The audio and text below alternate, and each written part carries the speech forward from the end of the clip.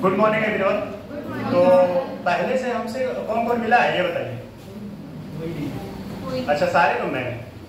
Actually क्या है, मैं पहले भी क्लास ले चुका था, तो आया था यहाँ पे क्लास लेने, और हम जो है आप लोगों को यूपी स्पेशल पढ़ाएंगे। यूपी स्पेशल बताएंगे। अच्छा, इसमें से कितने लोग सिविल वाले हैं? सिविल मतलब सिविल की तैयारी करनी है सारे लोग। अच्छा, यूपी पीसीएस पे किनका फोकस है? क्योंकि जो हम पढ़ाएंगे वो यूपी पीसीएस का ज़्यादा सिलेबस है, मतलब ज़्यादा क्या, पूरा यूपी पीसीएस का ही है। ठीक है, यूपीएससी में आएगा लेकिन बहुत ज़्यादा मुझे नहीं लग रहा है कि यहाँ से होगा, लेकिन हाँ यूपी पीसीएस में इसका बहुत बड़ा रोल है। सीधे 400 नंबर आप लोगों को यहाँ से मिलेगा। कितना? 400 नंबर।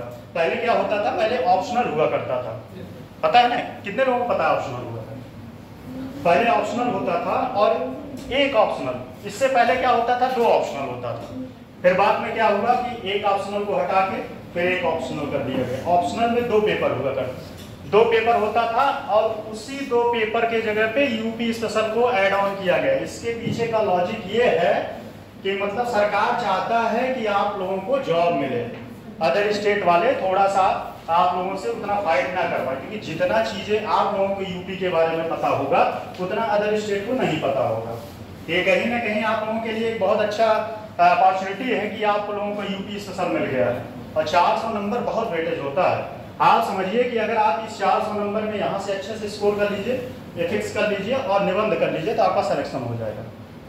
सिलेक्शन हो जाएगा। अगर आप जीएस का जो पेपर है फर्स्ट, सेकंड, थर्ड, अगर वहाँ आप एक औसतन एवरेज आप स्कोर करते हैं 80-90-100 के आसपास, और यहाँ से अच्छा स्कोर करिए, तो आपका जो है सिलेक्शन आराम से हो जाएगा। ठीक है, तो थोड़ा सा पहले आज मैं जो है आज आप लोगों को सिलेबस के बारे में डिस्कस करूंगा, और मैं आज शुरू करूंगा 5वां पेपर, 5th पेपर जो है उसी को शुरू करेंगे। और जब ये पेपर थोड़ा सा चलने लगेगा तो फिर 6 पेपर पढ़ाएंगे। क्या हुआ, कोई प्रॉब्लम?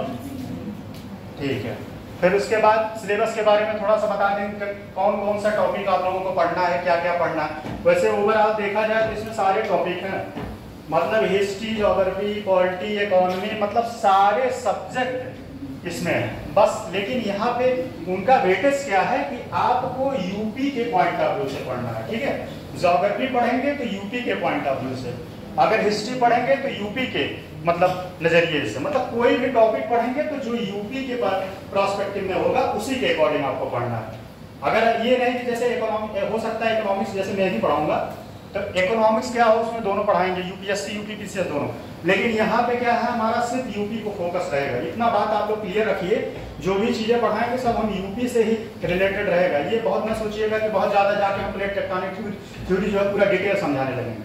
जो यहाँ पे जरूरी है यूपी के जो है अकॉर्डिंग, उस पर हम पूरा डिस्कस करेंगे। ठीक है, तो चलिए आप लोग 5वां पेपर पढ़ाएंगे, यूपी स्पेशल। ठीक, यूपी स्पेशल में कौन सा पेपर है? 5वां पेपर, 5th पेपर। ठीक, 5th पेपर में इसके पहले थोड़ा सा मैं आप लोगों को बता देता हूं क्वेश्चन कैसे आएगा। ठीक है, क्वेश्चन जो है 2 पार्ट में डिवाइड होता है। कितने पार्ट में? 2 पार्ट में। एक होता है ए और एक होता है बी। ठीक है, हिंदी में लिखा होगा अ और एक होगा ब। ठीक है, तो एक सेगमेंट होगा ए, ठीक, और एक होगा बी। इसके बारे में जान लीजिए। बी, इसमें आपका जो है 8 नंबर का प्रश्न आता है। कितने का आता है? 8 नंबर का। कितने शब्दों में लिखना रहता है? 125 वर्ड में। कितने में? 125 वर्ड में आपको 8, इसमें जो है 8 क्वेश्चन 8 नंबर का आएगा, और जो है 125 वर्ड में लिखना रहेगा, और टोटल जो है आपका 10 क्वेश्चन होगा। कितना होगा? 10 क्वेश्चन। ये बात समझ में आया कि नहीं? इसी का फिर दूसरा पार्ट है बी वाले में। क्या है बी वाले में? आपका सेम क्वेश्चन उतना ही आएगा। क्वेश्चन कितना आएगा? 10 क्वेश्चन। ठीक, लेकिन इसमें नंबर क्या होगा? इसमें नंबर थोड़ा बढ़ जाएगा। कितना हो जाएगा? टोटल आपका आना चाहिए कितना? 200। कितना आना चाहिए? 200। बताइए जरा, आप लोग मैथ पढ़ते हैं, बताइए। अगर इसको बताइए, कौन बताएगा? कौन बताएगा? 8 नंबर का एक प्रश्न है। ठीक, 120 का और 120 का एक क्वेश्चन कितने का होगा? 12 नंबर। कितने का? 12 नंबर। ठीक, बेसिक मैथ तो आप लोगों को पता ही होगा, है? 12 नंबर का होगा। इसमें एक लॉजिक ये है कि इसमें आपको 200 वर्ड में लिखना होगा। कितने में? 200 शब्दों में। कभी आप लोग आंसर राइटिंग किए हैं कि नहीं? है? अच्छा, और कोई किया? आप लोग क्या बात कर रहे हैं, क्या हुआ? कोई समस्या हमसे बताइए। आंसर राइटिंग कोई किया अभी तक? अच्छा, आप लोग क्या क्या पढ़ लिए? कौन कौन सा है? पॉलिटी और अच्छा, और ज्योग्राफी खत्म हो गया? अच्छा, मतलब 3 चीज आप लोग पढ़ चुके हैं। तो करंट का भी क्लास चला है कि नहीं कभी? चला है? अच्छा, अभी नहीं चला। तो ये पेपर का एक ओवरऑल है कि मतलब कैसे कैसे आपको पेपर में क्वेश्चन किस तरीके से मिलेगा। अभी हम पेपर भी डिस्कस करेंगे कि पेपर क्वेश्चन किस तरीके से बना है और सिलेबस के हर पॉइंट से क्वेश्चन बना है। सिलेबस बताने का हमारा एक ही पर्पज है क्योंकि आपको ये समझ में आए, जो चीजें मैं पढ़ाऊंगा ये समझ में आए कि कोई बेकार की चीजें नहीं है। अगर कोई टॉपिक मान लीजिए असहयोग आंदोलन है तो वहां से क्वेश्चन एग्जाम में आया है। 1857 की क्रांति है तो वहां से क्वेश्चन आया है। आंतरिक सुरक्षा से है, सीमा विवाद, तो वहां से क्वेश्चन आया है एग्जाम में। ठीक है, तो बताने का पर्पज यही है कि जो है आपका सिलेबस के बारे में बता दें। सिलेबस आप लोगों को मैं बता दे रहा हूँ। सिलेबस आप लोग लिखेंगे कि मैं लिखूंगा? अगर हम लिखेंगे थोड़ा सा टाइम लगेगा है, तो आप लोग ऐसे ही डायग्राम बना लीजिए। पहले मैं बता रहा हूँ, कैटेगराइज कर दे रहा हूँ किस टॉपिक में कौन कौन जाएगा। ठीक है,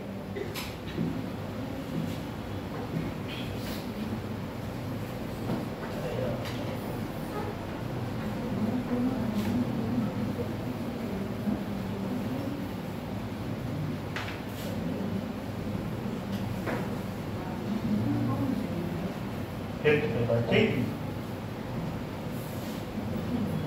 आप लोग ऐसे कैटेगराइज कर लीजिए, इससे थोड़ा आसान ये हो जाएगा, आपको समझ में आएगा कि आपका कौन कौन सा टॉपिक जो है क्लियर हो गया, कौन कौन सा आप पढ़ चुके हैं। ठीक है, जब 6वां पेपर पढ़ाएंगे तो उसमें भी आपको बता देंगे। पहला है हिस्ट्री। ठीक, पहला है हिस्ट्री। दूसरा पॉलिटी। स्पेलिंग लिख दें, क्या आ जाएगा? हिस्ट्री कितने लोगों की स्पेलिंग आती है बताइए? अच्छा और पॉलिटी? पॉलिटी। ठीक, उसके बाद आ जाएगा आपका ज्योग्राफी। सॉरी, इसमें ज्योग्राफी नहीं। ठीक है, इसमें ज्योग्राफी आपका 6वां पेपर में ज्योग्राफी।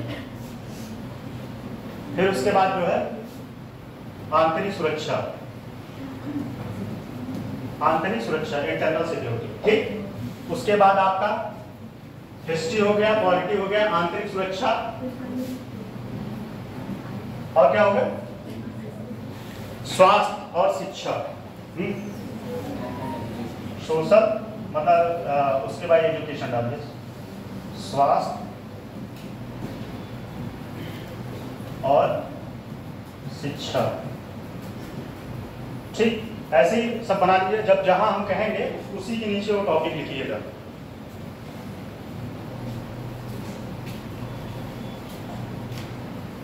ठीक है, एक इसमें होगा, यहां लिख लीजिएगा सुशासन। सुशासन, सुशासन का मतलब गुड गवर्नेंस। इसका मतलब क्या होता है? सुशासन के बारे में कोई बताएगा क्या होता है? आप जो RTI से मांग करते हैं ये सुशासन नहीं होता। मतलब सरकार में पारदर्शिता होना चाहिए।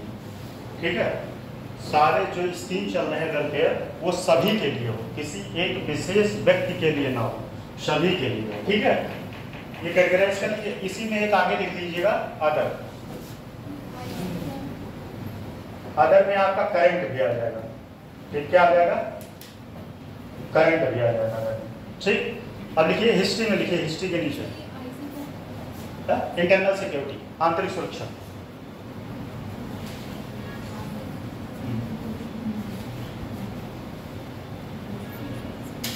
पहले में लिख लीजिए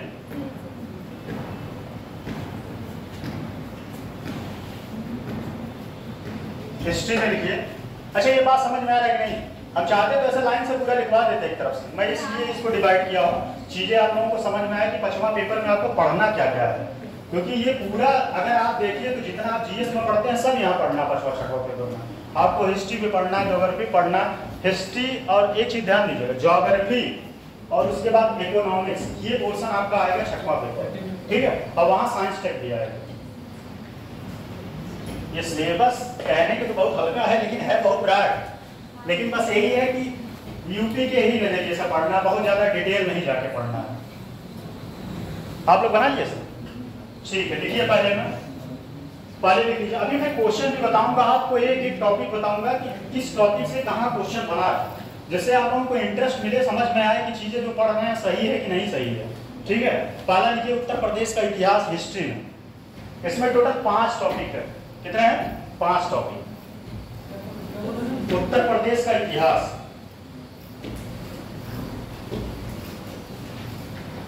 उसी के नीचे लिखते जाइएगा, ठीक है। उत्तर प्रदेश का इतिहास। अभी हम हिस्ट्री के बारे में बोल रहे हैं। फिर कॉमा करिएगा, सभ्यता, जैसे सभ्यता में हड़प्पा सभ्यता, वैदिक सभ्यता, ठीक है। बस आप सभ्यता लिखिएगा, जो हम टॉपिक पढ़ाएं जब बताएंगे तो उसमें लिखाएंगे पूरा टॉपिक। फिर संस्कृति, संस्कृति एवं प्राचीन नगर। अच्छा, कोई प्राचीन नगर के बारे में बता सकता है उत्तर प्रदेश में कितना है? बताइए, कोई लोग बताइए। ये बीसीएस में क्वेश्चन बना,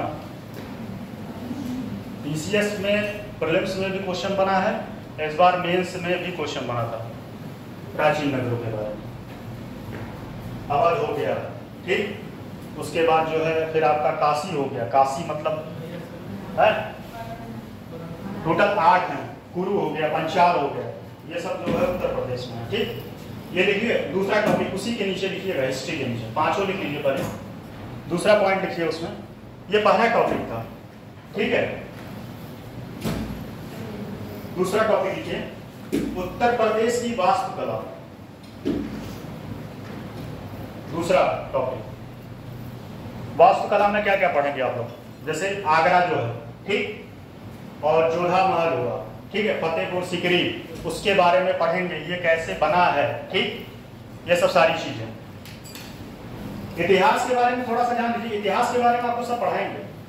पाषाण काल, नवपाषाण काल, मतलब जितने हैं, और उसके बाद जो है क्या नाम है, और वैदिक सभ्यता, ये सब सारा चीज जो है आपको इतिहास में पढ़ाएंगे।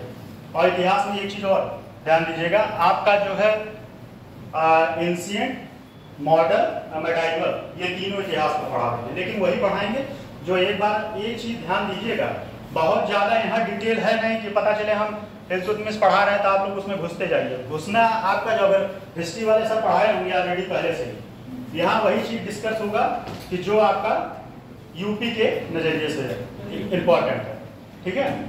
फिर उसके बाद क्या के लिए वास्तुकला लिखे आप लोग, वास्तुकला, उसकी महत्व, इंपॉर्टेंस।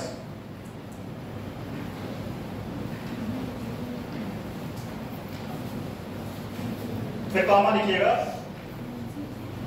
नहीं कॉमा रहने दीजिए, या तो फिर लगा दीजिए रख रखाव। रख रखाव मतलब जैसे, अच्छा ये रख रखाव के बारे में आप लोग पॉलिटी पढ़े होंगे, पॉलिटी में किसमें आएगा, कोई लोग बताएंगे? ये किसमें आएगा? मौलिक अधिकार में आएगा कि नीति निर्देशक तत्व में आएगा? अच्छा, वो कौन से आर्टिकल में, कौन बताएगा? पॉलिटी आप लोग पढ़ चुके हैं ना, बताओ। हाँ, पॉलिटी पढ़ने के बाद आपको ये नहीं पता नीति निर्देशक तत्व किसमें है? और मौलिक कर्तव्य किसमें? मौलिक कर्तव्य आर्टिकल कौन सा है बताइए?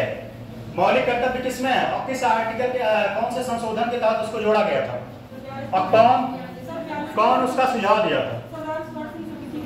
कौन? बहुत सही, एकदम वेरी। और ये मौलिक कर्तव्य के बारे में ही है, जो आप रख रखाव के बारे में है। ये नीति निर्देशक तत्व तो बेशक है, लेकिन उसमें भी जो है ये मौलिक है, ठीक है। हाँ, जो राष्ट्रीय स्मारक है, आपका दायित्व होता है, जैसे वहाँ लीजिए फॉर एग्जाम्पल आपका रेलवे स्टेशन, या फिर आप आगरा के ताजमहल पे गए, वहाँ खा के बिस्किट का या चॉकलेट का फेंक। हाँ, लेकिन अगर एग्जाम में क्वेश्चन बना है, ये बाध्यता नहीं है। एक चीज ध्यान दीजिएगा, जो मौलिक कर्तव्य होता है वो बाध्यता नहीं होता, वो आपका उस पर इथिकल वैल्यू पे डिपेंड करता है। इथिक्स अभी आप लोगों का इथिक्स क्लास नहीं चला है, जब इथिक्स चलेगा तो उसमें बताएंगे इथिकल वैल्यू क्या होता है। जो मोरल इथिक्स होता है उसके बारे में आपको बताएंगे कि जो है आपको किस चीज के बारे में कोई बाध्यता नहीं होता। ध्यान दीजिएगा, कोई बाध्यता नहीं। आप चॉकलेट खा के ताजमहल पे या पब्लिक प्लेस पे फेंक भी सकते हैं और चाहे तो ना भी फेंक सकते हैं, ये आपके ऊपर है। लेकिन मौलिक अधिकार वो आपका अलग टॉपिक है, जब वो आप जैसा पढ़ा। मौलिक अधिकार बाध्यता होता है, वो आप उसके खिलाफ कहीं जा सकते हैं। कहाँ कहीं कहाँ? हाई कोर्ट और सुप्रीम कोर्ट। इसमें सबसे ज्यादा पावर किसका है, कोई बताएगा? हाँ, अच्छा, मौलिक अधिकार के बारे में सबसे ज्यादा पावर उसका है। सर बताया ना, ऐसा नोट्स में है ऐसा? सब नहीं, आप लोग तो अभी तो कोई बताया, हम पॉलिटी पढ़ चुके हैं। वो पुराने बच्चे हैं। अच्छा चलिए, कोई नहीं, इसमें मोरल डाउन नहीं कर रहा है, ठीक है। कोई चीज अगर नहीं आता है, देखो आपको जानने से ही कोई चीज आता है। मैं इतना बड़ा ज्ञानी नहीं हूँ, यहाँ खड़ा हूँ, ठीक है। आप लोगों में से ही हूँ, अभी मैं भी देता हूँ कंपटीशन। बस ये थोड़ा सा आपसे एक स्टेप आगे है, बस बहुत ज्यादा नहीं, एक स्टेप आगे है कि मैं मेंस में लिख चुका हूँ, बस इतना ही फर्क है। चीजों का समझ है, चीजों का समझ है, थोड़ा सा इतना मेहनत किए, वर्क किए, इसलिए चीजों को पता हो गया। बाकी ऐसा नहीं है कि मैं बहुत बड़ा ज्ञानी यहाँ बन के खड़ा हूँ, आप ही में से हूँ, ये चीज ध्यान दीजिएगा, ठीक है। तो वो टॉपिक आपके सर का है, अगला टॉपिक लिखिए। फिर रखरखाव के बारे में हो गया ना, संग्रहालय, म्यूजियम। अगर कोई हिंदी नहीं लिख पाएगा बता देगा भाई, मैं लिख दूंगा यहाँ पर। हाँ, संग्रहालय, म्यूजियम, जैसे कि जहां से मैं हूँ इलाहाबाद से, इलाहाबाद में नेहरू प्लेस, ठीक है। पहले वो क्या था, है? क्या हुआ? अच्छा, पहले से आपको पता है?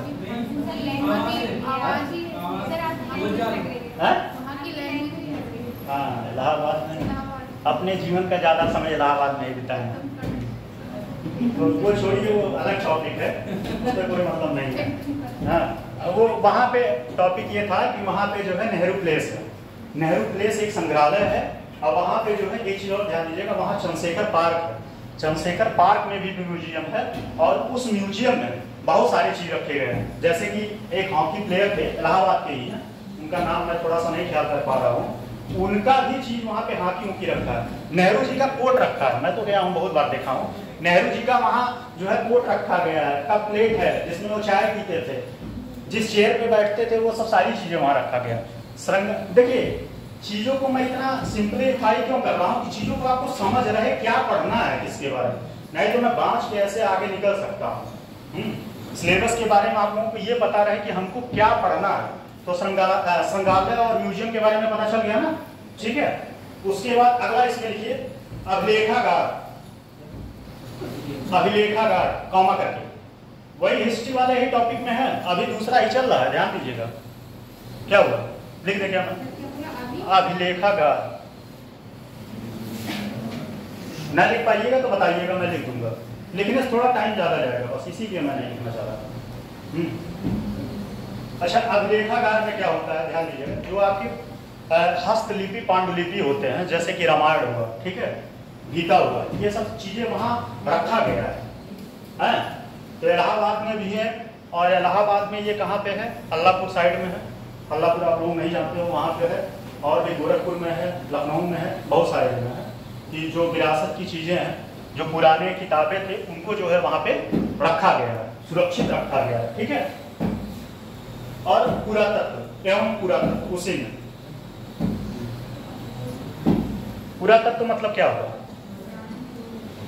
जो पुराने समय के, जो जैसे कि मृदभांड हुआ, मृदभांड मिला था ना, वो सब सारी चीजें रखा गया है। जैसे कि टीपू सुल्तान की वो तलवार हुई, तो वो पुरातत्व में नहीं आएगा, खैर जो खुदाई में मिला, जैसे कि वहाँ क्या नाम, अयोध्या, वो डिस्ट्रिक्ट मेरा, मतलब हम लोग अयोध्या से ही हैं, रहते हैं इलाहाबाद, हमारी कर्म भूमि है इलाहाबाद। तो अयोध्या में जो है, जो खुदाई हुआ था, वहाँ खुदाई से जो सारी चीजें मिले हैं, तो वो पुरातत्व हुआ, ठीक है।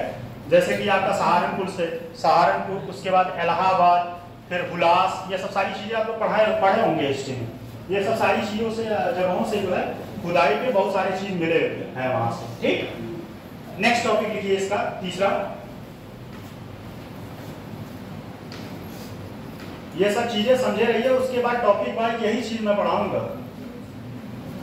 और इतना ध्यान रखिएगा, इतना भरोसा रखिएगा कि जितना लिखाएंगे, जितना बताएंगे, उससे क्वेश्चन बाहर नहीं जाएगा। अगर आप लोग मेहनत करेंगे तो मेरे साथ आप क्वेश्चन उठा के देख लीजिए। इस बार मेंस होगा, आप क्वेश्चन यूपी पीसीएस का उठा के देख लीजिएगा। मेंस का क्वेश्चन यही से आएगा। बस थोड़ा हाँ एग्जैक्ट हम नहीं कह रहे हैं एग्जैक्ट फंसा देंगे, लेकिन टॉपिक से ही होगा। अब ये आपके ऊपर डिपेंड करता है कि आपकी समझ कितनी अच्छी है और आप चीजों को कितना अच्छे से समझ पा रहे हैं और क्वेश्चन के लैंग्वेज को समझ पा रहे हैं। ठीक है, क्वेश्चन के लैंग्वेज को समझ पा रहे हैं। ठीक है, आप लोग समझ में आ रहा है? सो रहे हैं क्या? अच्छा, नेक्स्ट टॉपिक वही मतलब तीसरा टॉपिक है। देखिए, भारत के स्वतंत्रता संग्राम में, भारत के स्वतंत्रता संग्राम में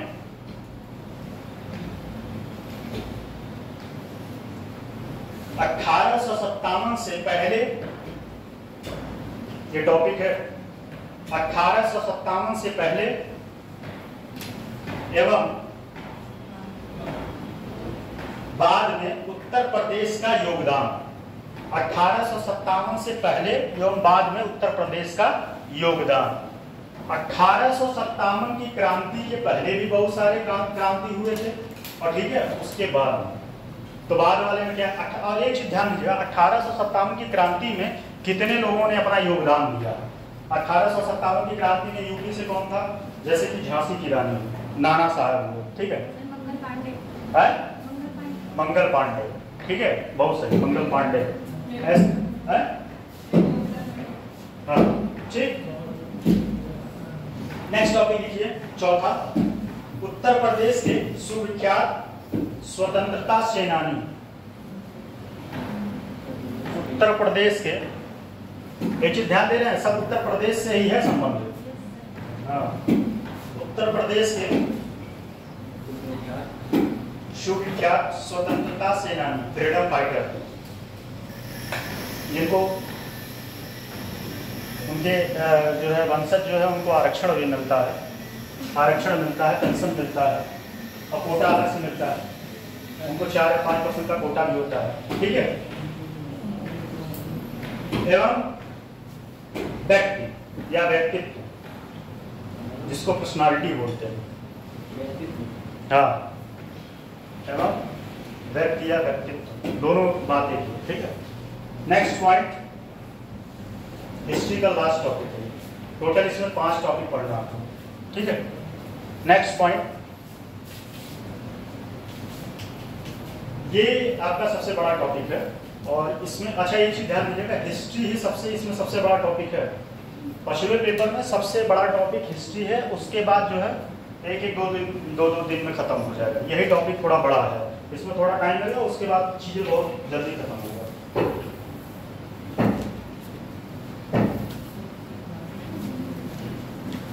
नेक्स्ट लिखिए, उत्तर प्रदेश में ग्रामीण, सॉरी हाँ ठीक, लिखिए उत्तर प्रदेश में 5वां पॉइंट है, उत्तर प्रदेश में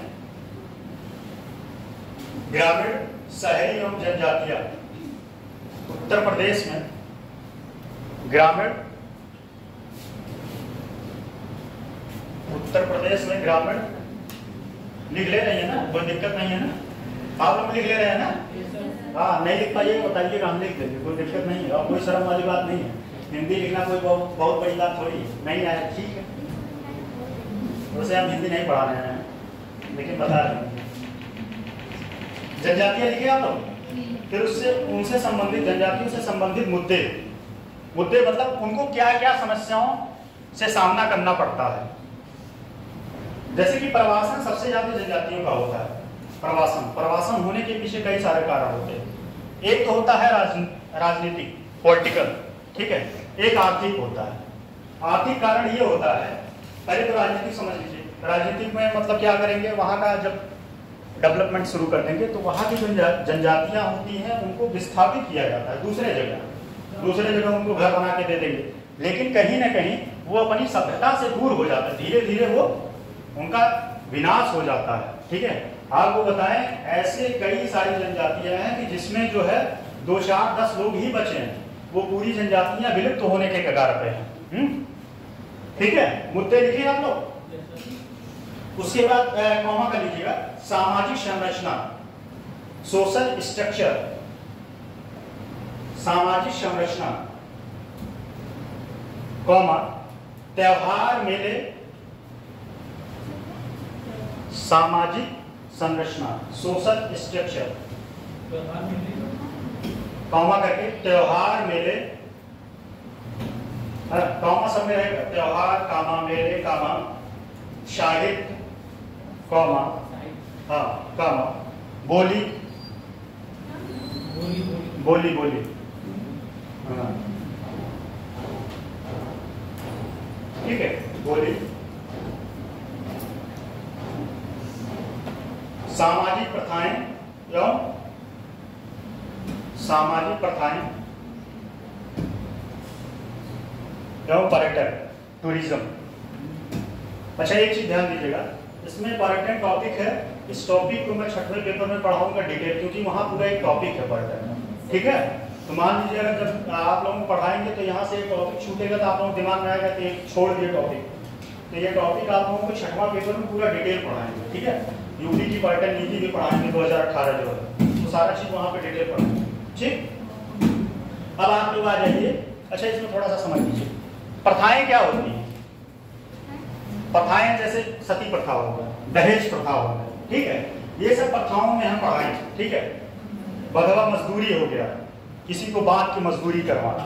ठीक, और उसके बाद त्योहार क्या हो गया, त्योहार में होली हो गया, दिवाली हो गया, ईद हो गया, ये सब सारे जो है त्योहार होते हैं। मेले क्या हो गया, एक तो अयोध्या मतलब क्या नाम है, इलाहाबाद में बहुत बड़ा मेला लगता है, क्या नाम है उसका बताए?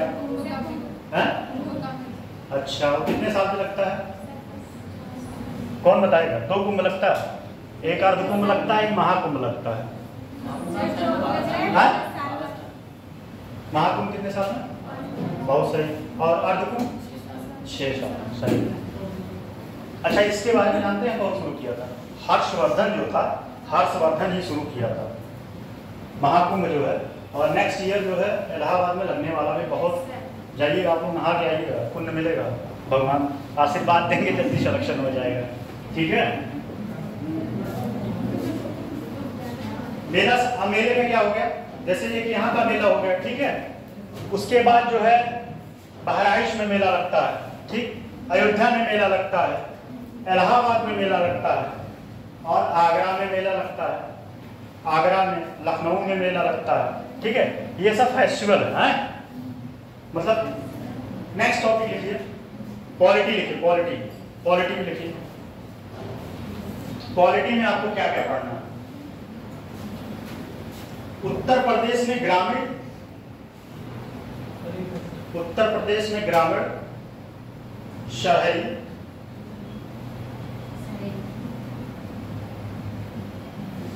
एक मिनट,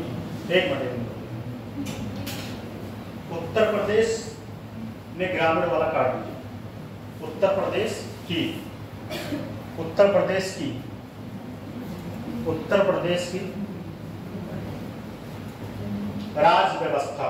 ठीक है, उत्तर प्रदेश की राज व्यवस्था, इसमें पढ़ना क्या क्या है देख लीजिए। इसमें आपको पढ़ना है, पहले तो आप पढ़ेंगे राज्यपाल। क्या पढ़ेंगे, लिखिए, राज्यपाल, राज्यपाल, मुख्यमंत्री, राज्यपाल, मुख्यमंत्री, मंत्री परिषद, राज्यपाल, मुख्यमंत्री, मंत्री परिषद है, राज्यपाल, मुख्यमंत्री, मंत्री परिषद, विधानसभा लिखिए,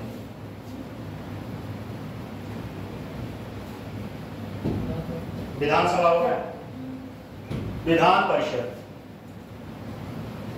उत्तर प्रदेश में विधान परिषद की कितनी सीटें हैं, कौन बताएगा? उत्तर प्रदेश में विधान परिषद में कितनी सीटें हैं, कौन बताएगा?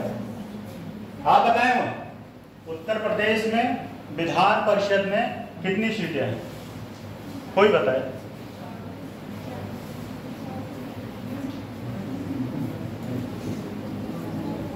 इसमें पुराने लोग कितने हैं? पुराने लोग एक बार हाथ उठाएं सब। अच्छा, 2 ही लोग पुराने, और सब सारे लोग नए हैं? सारे लोग नए हैं अब? चलिए कोई बात नहीं। 100 सीटें हैं। कितना है? 100। और विधान सभा में कितनी है? 403। बहुत सही। इस समय सरकार किसका है? योगी। अच्छा, दूसरी कौन बड़ी पार्टी है? समाजवादी। ये सब भी टॉपिक है, इसमें पढ़ना पड़ेगा।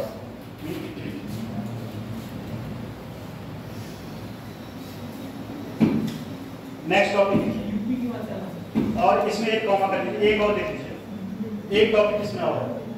विधान परिषद के बाद एक टॉपिक है केंद्र एवं राज्य संबंध। केंद्र एवं राज्य संबंध। केंद्र एवं राज्य संबंध, ठीक है। इस पे बहुत सारे आयोग ने सुझाव दिया था। एक आयोग बहुत फेमस है, एक आयोग बहुत फेमस है। अच्छा, क्वालिटी तो हमारे ख्याल से खत्म हो गया, क्योंकि क्वालिटी का शेड्यूल बहुत पहले ही था। क्वालिटी खत्म हो गया, आप लोगों को दिक्कत होगा थोड़ा, क्योंकि हम चीज़ें बताएंगे तो अपने तरफ से पूरा प्रयास करेंगे। अगर हम पूरा डिटेल जाएंगे तो फिर क्वालिटी, ज्योग्राफी और हिस्ट्री ही पढ़ाते रह जाएंगे। यूपी के नजरिए से है कोई पढ़ाई है? वो पूरा हम बताएंगे, उसमें आपका छूटेगा नहीं। आप एकदम निश्चिंत रहिए, वहां से क्वेश्चन भी आपका नहीं फंसेगा कि मतलब ना आए। ठीक, केंद्र का संबंध हो गया। नेक्स्ट टॉपिक लिखिए। नेक्स्ट टॉपिक, उत्तर प्रदेश में लोक सेवाएं। उत्तर प्रदेश में लोक सेवाएं आयोग, आयोग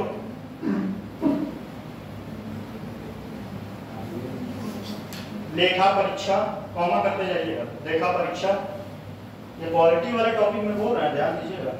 लेखा परीक्षा या परीक्षक, लेखा परीक्षा या लेखा परीक्षक दोनों लिखिए।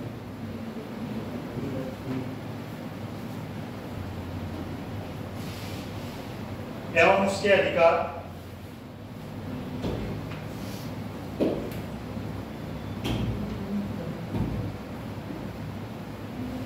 कॉमा कर लीजिएगा।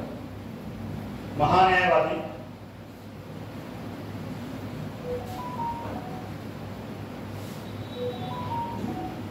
महान्यायवादी, कॉमा उच्च न्यायालय,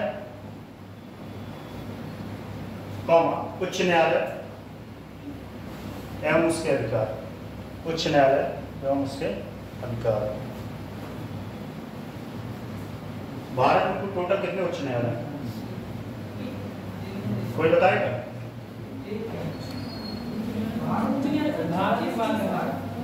उच्चतम न्यायालय, सुप्रीम कोर्ट की बात नहीं कर रहे, हाई कोर्ट। भारत में हाई कोर्ट कितने हैं? सही, ठीक। हाई कोर्ट लिख लीजिए, नहीं तो उच्च न्यायालय मतलब समझो वो उच्चतम न्यायालय होता है सबसे बड़ा, या सर्वोच्च न्यायालय उसको बोल सकते हैं। कंफ्यूजन ना क्रिएट करिएगा। हाई कोर्ट है, इंग्लिश में लिख लीजिए। हाँ, ठीक। उसका अगर next topic, next topic, Uttar Pradesh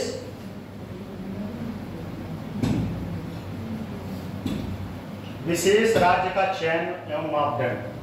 मतलब किसी प्रदेश को विशेष राज्य का दर्जा देने के लिए क्या क्या मापदंड हो सकते हैं, इस बेसिस पे उसको जो है विशेष राज्य का दर्जा दिया जा सकता है। जैसे कि बिहार बहुत तेजी के साथ ये मांग उठा रहा है कि हमको विशेष राज्य का दर्जा चाहिए। विशेष राज्य का दर्जा मिलने से जानते हैं क्या फायदा होता है? विशेष राज्य का दर्जा मिलने से फायदा ये होता है, उसको जो केंद्र से जो पैसा लेता है कौन?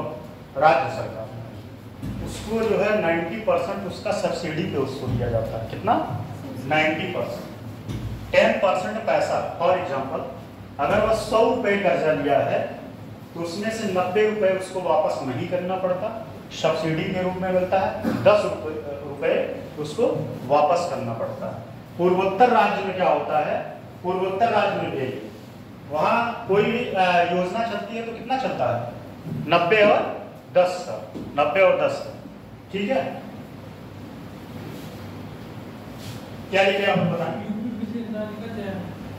हाँ वही मैं पूछा, राज्य का चयन करने के लिए मापदंड, हाँ मापदंड, फिर कॉमा राजभाषा, कॉमा राजभाषा,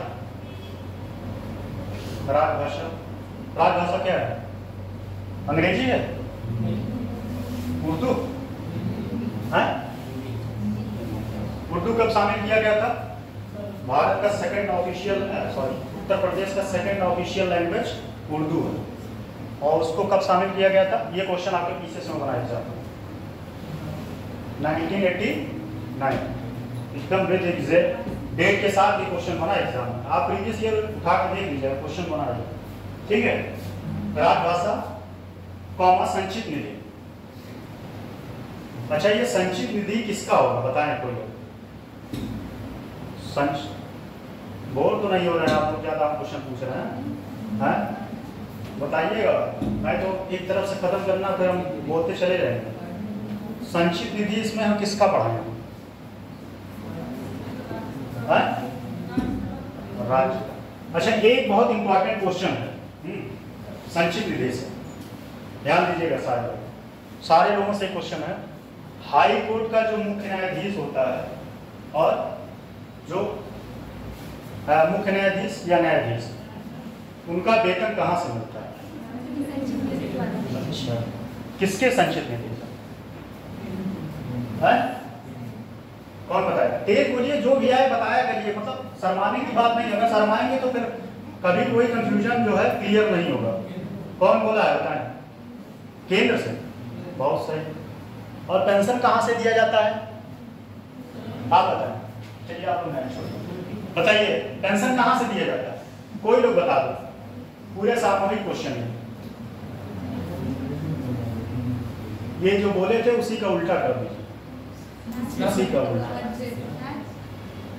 ध्यान दीजिएगा, जो उसका वेतन मिलता है वो राज्य के संचित निधि से दिया जाता है। ये क्वेश्चन पीसीएस में बना है, लेकिन जो उसका पेंशन होता है वो केंद्र के संचित निधि से। ये एग्जाम क्या हुआ, कोई समस्या? ठीक है। और उसके बाद देखिए कॉमा करके आकस्मिक निधि, आकस्मिक निधि। मान लीजिए कोई कैजुअलिटी आ जाए, जैसे आपदा हो गया, कुछ भी आ जाए, जैसे यही पे सुने थे बहुत ज्यादा बाढ़ आ गया था, स्कूल साइड डूब गया था, तो ये सब सारी चीजें आकस्मिक निधि होती है, वहां से पैसा जो है सरकार देता है। ठीक, आकस्मिक निधि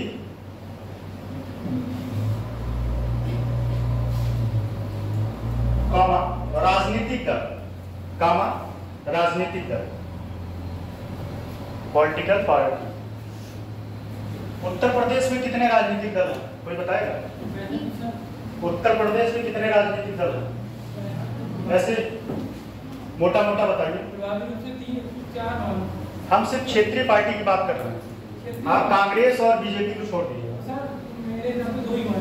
कौन कौन? अच्छा, बहुजन समाज और अच्छा, और ये अनुप्रिया पटेल का अपना दल जनता दल। आपने कहा प्रभावी रूप से बता रहा हूँ, ये सब भी पार्टियां हैं, ये सब भी पार्टियां हैं। ठीक है, एक क्वेश्चन और आपको बता दें, एक बड़ा इंपॉर्टेंट क्वेश्चन उठ रहा है, one nation one election. One nation one election से इससे, अच्छा ये बताइए, वन नेशन वन इलेक्शन होगा तो उससे नुकसान क्या होगा? फायदा तो बहुत है, फायदा बहुत है, एक पॉइंट उसका नुकसान है, एक नहीं पॉइंट तो बहुत सारे नुकसान है, लेकिन एक उसमें थोड़ा सा लॉजिकल है कि तर्क उससे माना जा सकता है। एक बताएं क्या, क्षेत्रीय मुद्दे। क्षेत्रीय मुद्दे जो है, जैसे आप लोग जो नौकरी तैयारी कर रहे हैं, ये मुद्दा दब जाएगा क्योंकि वो केंद्र में कोई उठाएगा नहीं। वहाँ जो है जब वन नेशन वन इलेक्शन होगा तो केंद्र सरकार की जो योजनाएं हैं वो ज़्यादा प्रभावी होंगी और राज्य सरकार के जो इश्यूज हैं वो ज़्यादा प्रभावी नहीं रहेंगे। राज्य में जो इशूज तो वो थोड़ा दबने का चांस है, ठीक है। और लेकिन वन नेशन वन इलेक्शन से फायदा बहुत है। अगर हमको क्वालिटी बताना होता ना, मैं इस पे लगभग 1 घंटे का लेक्चर ले सकता था। इतना फायदा है कि मतलब क्या बताएं। वन नेशन वन इलेक्शन नुकसान मतलब थोड़ा बहुत है, 2, 4, 5 पॉइंट, लेकिन फायदा तो अनगिनत है। नेक्स्ट पॉइंट उसी में लिखिए, कॉमा करके, अभी टॉपिक नहीं चलेगा, कॉमा। राजनीतिक दल हो गया, राज्य निर्वाचन आयोग। राज्य निर्वाचन आयोग मुख्यमंत्री चुनाव कराता है ना? अच्छा, और उसका राज्यपाल का भी चुनाव कराता होगा? अच्छा, राज्यपाल तो नहीं कराता, मुख्यमंत्री चुनाव कराता है राज्य निर्वाचन आयोग। अच्छा, हमें नहीं पता है। राज्य निर्वाचन आयोग का काम होता है चुनाव करना। हाँ, कोई कह रहा है होता है, लेकिन राष्ट्रपति और उसका गवर्नर मुख्यमंत्री का बता रहा है कराता है। राज्य निर्वाचन आयोग जो है आपका जो नगर पालिका प्रधानी चुनाव होता है, इसका चुनाव कंडक्ट कराता है राज्य निर्वाचन आयोग। और जो विधानसभा का चुनाव होता है वो केंद्र सरकार करवाता है, केंद्र का निर्वाचन आयोग। इतना ब्लंडर मिस्टेक पार्टिसिपेट करता है, मैं मान रहा हूँ उस बात को, लेकिन वो कंडक्ट नहीं कराता। एक होता है किसी का मॉनिटर हो, कोई डायरेक्टर हो किसी कंपनी का, फॉर एग्जांपल मान लीजिए कोई कंपनी है, उसका डायरेक्टर है, तो सारे कंपनी का रूल वो डायरेक्टर बनाएगा, लेकिन उस कंपनी में जो एम्प्लॉई हैं या उसके जो को हैं उनका रोल नहीं है, ठीक है, वो उसमें पार्टिसिपेट कर रहे हैं, लेकिन क्या इलेक्शन होता है। राज्य निर्वाचन आयोग की बात कर रहा हूँ, केंद्र का नहीं, और मुख्यमंत्री विधानसभा के परिवेश में बात कर रहा हूँ। तो राज्य निर्वाचन आयोग सिंपल सी बात है, समझिए, छोड़िए वो सब आपका पॉलिटिकल टॉपिक है। जब मैं यहाँ आऊँगा मैं बता दूंगा, थोड़ा बहुत जितना मुझे बताना है मैं उतना सब बताऊंगा, ठीक है। इसमें जो है आप सिंपल सी बात है, इसमें सभासद, उसके बाद ग्राम प्रधान जिसके लिए बहुत मार होता है, और उसके बाद जो है क्या नाम है ब्लॉक प्रमुख और जिला पंचायत सदस्य, इन सब का चुनाव यही कंडक्ट कराता है कौन? राज्य निर्वाचन, ठीक। उसके बाद आ जाइए नेक्स्ट टॉपिक।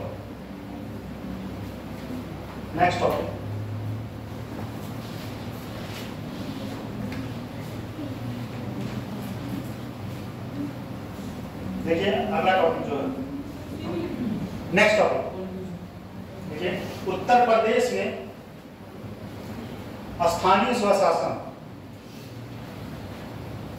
उत्तर प्रदेश में, अच्छा, सिलेबस के बारे में जो चीजें बताए उतना समझ में आएगा नहीं, जितना बताया इससे थोड़ा सा आपको क्लियर हुआ होगा कि हमको पढ़ना क्या क्या है।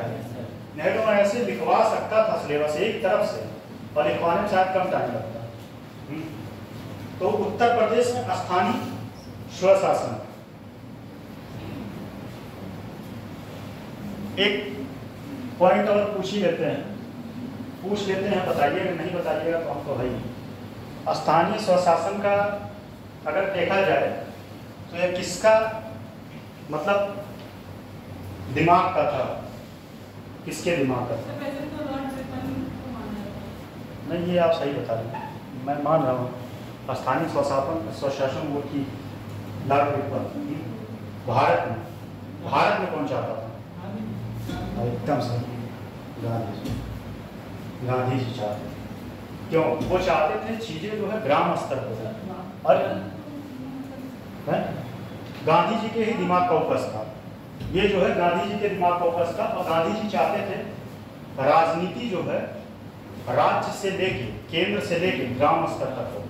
ग्राम स्तर से होने से क्या होता है, देखिए, प्रधान अपना काम नहीं करता, अगर प्रधान चाहे तो किसी गांव को स्वर्ग बना सकता है। इतना पैसा आता है कि क्या बताएं, लेकिन उसमें उसका भी मजबूरी होता है। उन सब चीज़ों पे डिस्कस करने का कोई मतलब नहीं है।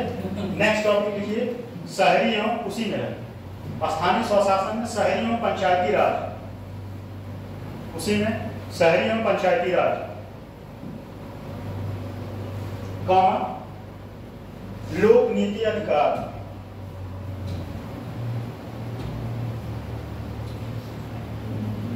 लोक नीति अधिकार संबंधित मुद्दे। ठीक, ये टॉपिक आपका। अब उसके बाद लिख लीजिए गुड गवर्नेंस। लिखे हैं नहीं इसमें? हाँ, सुशासन, उसी में लिख लीजिए गुड गवर्नेंस। उसी के टॉपिक में लिखिए कौन सा है, इसमें क्या क्या पढ़ना आपको। लिखिए क्या होगा? हाँ, पॉलिटी का हो गया, गुड गवर्नेंस।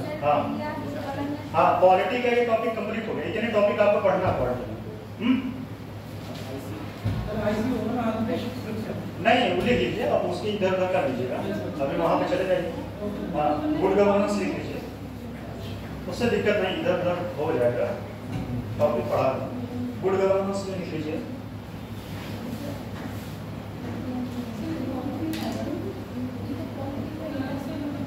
क्या वो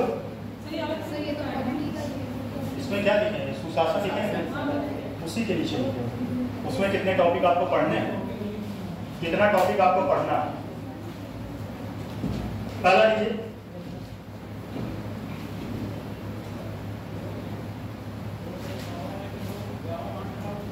उत्तर प्रदेश सुशासन भ्रष्टाचार, उत्तर प्रदेश सुशासन कॉमा भ्रष्टाचार निवारण, भ्रष्टाचार निवारण कॉमा लोकायुक्त, लोकायुक्त का कार्यकाल कितना है बताएगा कोई? उत्तर प्रदेश के लोकायुक्त का कार्यकाल कितना है?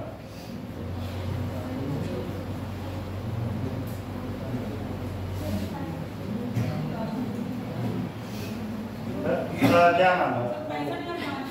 नहीं, एक मिनट, क्या नाम है? एक चीज और बताना चाह रहा था आप लोगों को। अन्ना हजारे को जानते हैं? अन्ना हजारे बहुत बैठे थे इसी के लिए, राज्यपाल का मांग कर, सॉरी लोकपाल का मांग कर। जो लोकपाल है वही लोकायुक्त। लोकपाल कहाँ? केंद्र के, ठीक। और राज्यों के लिए लोकायुक्त। कितने साल कार्यकाल है? 8 वर्ष। कितना? 8 वर्ष, 8 वर्ष लोकायुक्त, ठीक। कोई कंफ्यूजन हो आप लोगों को तो बताएं, ठीक है।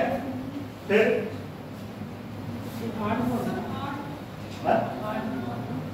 8 वर्ष कार्यकाल, 8 साल उनका रहता है।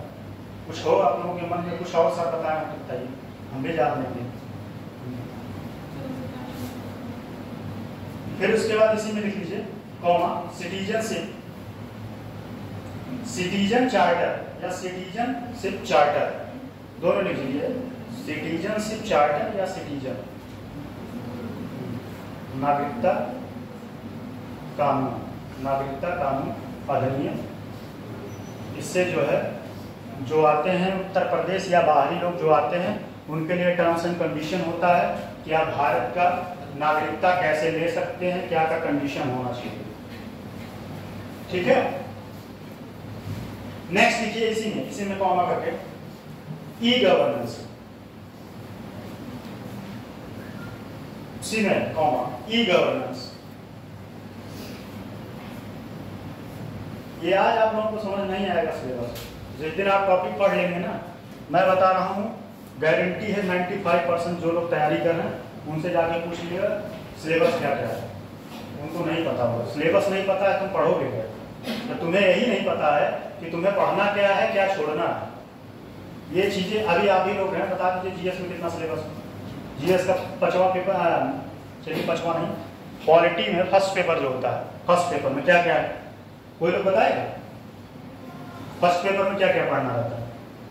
मेंस में नहीं पता है, नहीं पता होगा। फर्स्ट पेपर में क्या क्या पढ़ना कोई बताएगा?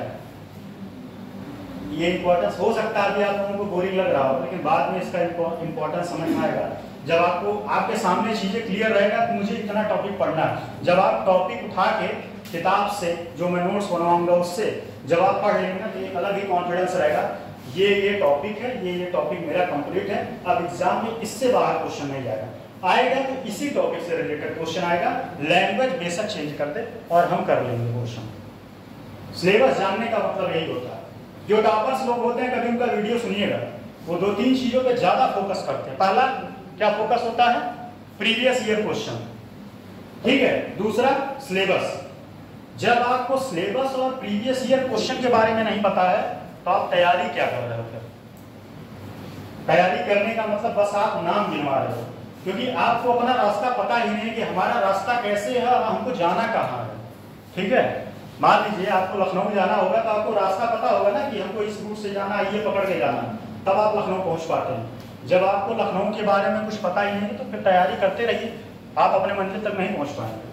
इसलिए किसी भी टॉपिक को हम ये नहीं कर रहे हैं इसी के बारे में, आप कोई भी मान लीजिए जीएस फर्स्ट पेपर पढ़ रहे हैं या हिस्ट्री पढ़ रहे हैं, उसका सिलेबस आपको पता होना चाहिए, उसके प्रीवियस ईयर क्वेश्चन पता होना चाहिए, एग्जाम में किस टाइप का क्वेश्चन बना हुआ है, ठीक है।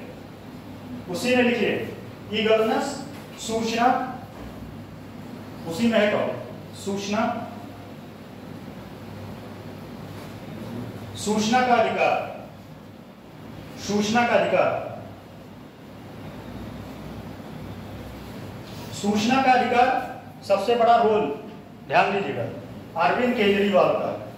सूचना का अधिकार सन 2005 में शामिल किया गया। सूचना का अधिकार कब आया था?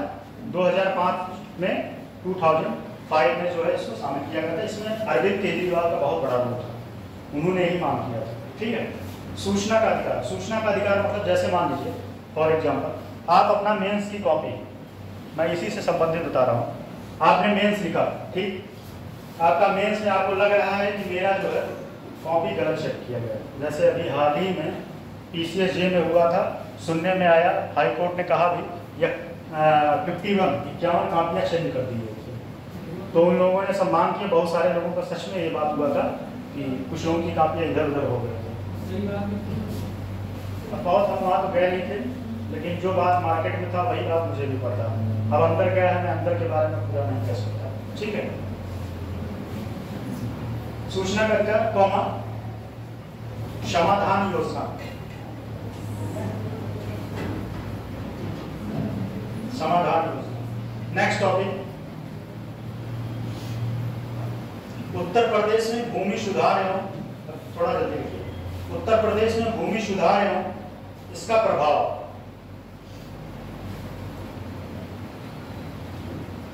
भूमि सुधार एवं इसका प्रभाव। भूमि सुधार के बारे में थोड़ा सा बताते आप लोगों को। पहले क्या था, जैसे जो जमींदार वर्ग था उसके पास बहुत ज्यादा जमीन था, ठीक है। जो गरीब वर्ग थे उनके पास खेती ही नहीं था, तो सरकार ने एक योजना लाया। सरकार कहा कि जमीनों को जो है थोड़ा सा, जो जिनके पास ज्यादा है उनसे जमीनें लेके और गरीबों में दिया जाए। इसके लिए एक लोग आंदोलन भी चलाए थे, एक आंदोलन चलाए थे, भूदान आंदोलन। कब चला था कोई बताएगा? 1973। कब? 1973। विनोबा भावे कहां से शुरू किए थे? तमिलनाडु से, है? हाँ, ठीक। नेक्स्ट देखिए, अगला टॉपिक इसमें, एक टॉपिक इसमें और,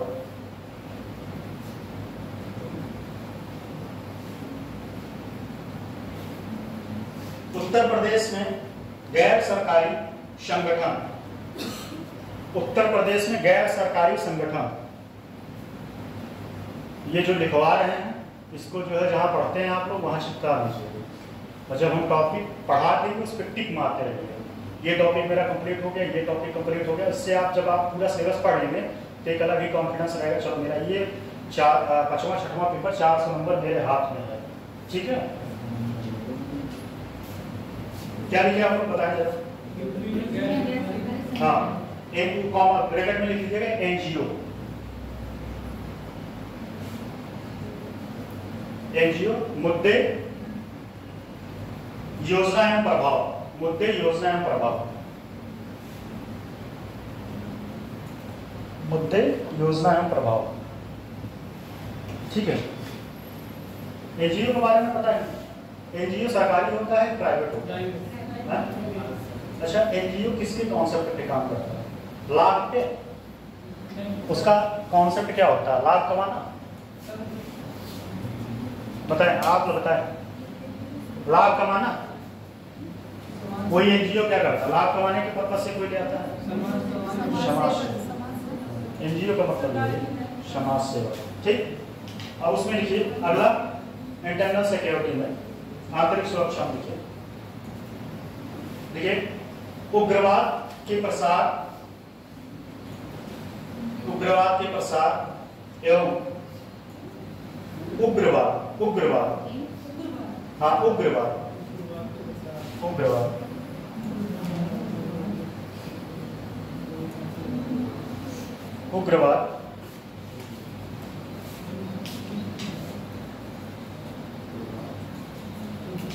उग्रवाद के प्रसार एवं विकास के बीच संबंध।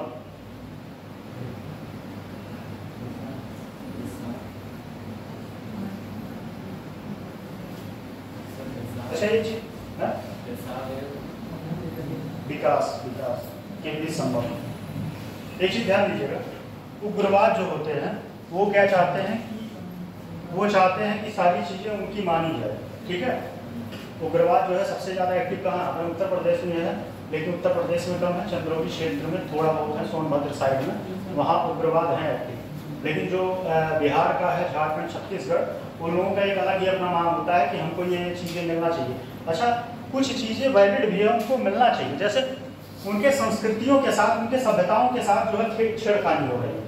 और इससे कहीं ना कहीं स्वाभाविक सी बात है, आप अपने घर में आज़ादी से रहते हैं, अगर कोई बाहरी व्यक्ति आके इंटरफेयर करने लगे, नहीं आपको ऐसा नहीं ऐसे रहना, तो आपको बुरा लगेगा, सबको बुरा लगेगा। वो ऐसा है, लेकिन वो लोग जो है मुख्य धारा में शामिल भी नहीं होना चाहते। मुख्य धारा इन द सेंस वो चाहते हैं कि मैं जैसा हूँ वैसा ही रहूँगा। वो टेक्नोलॉजी को यूज नहीं करना चाहते, ना तो शिक्षा पे ज़्यादा फोकस करते हैं, ना तो साफ सफाई, बीमारियाँ वैसे के वैसे हैं। आपको बताएं ना, वो क्या नाम है, अंडमान निकोबार में एक ऐसी जनजाति है कि उसको सांप काट ले, कुछ काट नहीं मरेगा, और आपको अगर नाखून मार दे मर जाएंगे ऑन द स्पॉट। इतने वो विषय है,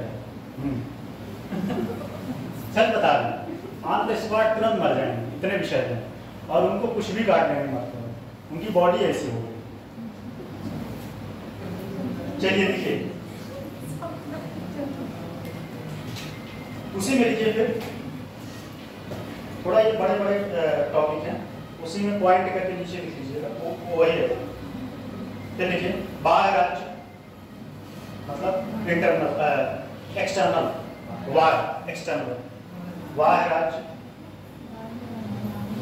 राज्यों, अंतरराज्य, सक्रिय को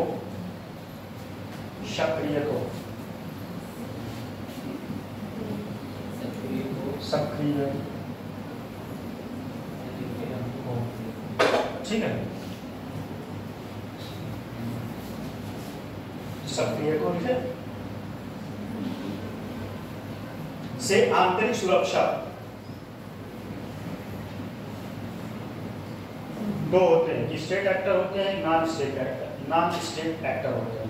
ठीक है, तो स्टेट एक्टर में इन लोगों का बड़ा रोल होता है, ये लोग जो है विकास को बड़ा बाधित करते हैं। सुरक्षा के लिए चुनौतियों पैदा करने में संचार नेटवर्क मीडिया एवं सोशल नेटवर्किंग राइट्स की भूमिका। सोशल नेटवर्किंग राइट्स में साइट्स, संचार के बाद संचार आप लिखिए हैं, नेटवर्कों, मीडिया, नेटवर्कों या नेटवर्क लिख लीजिए, मीडिया एवं सोशल नेटवर्किंग साइट्स की भूमिका। ये आज समाज के लिए बहुत बड़ा समस्या का कारण बन गया। सोशल नेटवर्क जो आप लोग फेसबुक, व्हाट्सएप यूज करते हैं, ये न्यूज़ को इतने तेजी के साथ सर्कुलेट करता है चंद मिनटों में। अभी आप लोग मणिपुर का कांड सुने होंगे, मणिपुर का कांड कितना भयंकर हो गया था। ये सबसे ज्यादा समस्या क्रिएट करते हैं। पेपर ऊपर पढ़ा करिए आप लोग, मणिपुर के बारे में किसी को पता है कुछ बताएं? चलिए कोई जाने दीजिए क्या मतलब है। नेक्स्ट टॉपिक लीजिए।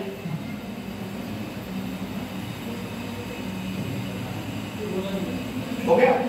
नेक्स्ट टॉपिक उसी में है, ध्यान दीजिए। साइबर सुरक्षा के बुनियादी नियम। कल से बस टॉपिक ही चले।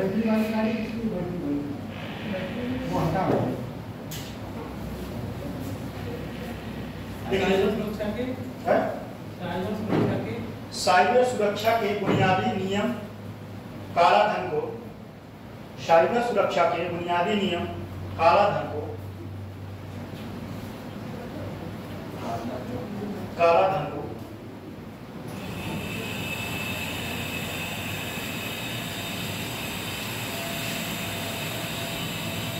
वैध बनाना एवं इनकी रोकथाम। वैध बनाना, वैलिड बनाना एवं इनका रोकथाम। बाबा रामदेव जो है रामलीला मैदान में काला धन के लिए जो है काफी सारा मिशन किए थे। बाबा रामदेव को बहुत बुरे हालत में वहां से निकलना पड़ा था। हो गया? बैग बनाना, कैसे उसको बैग बनाया जाता है, उसको बैग बनाने का तरीका मैं बता रहा हूँ कैसे बनाते हैं लोग। जैसे एनजीओ लाते हैं, ठीक है, एनजीओ के थ्रू बना देते हैं। और वो जो है चुनावी बांड, अभी आप लोग सुने होंगे, बहुत मुद्दा था चुनावी बांड। चुनावी बांड से भी क्या होता है, उससे भी जो है उस पैसे को वैध बना देते हैं। कैसे?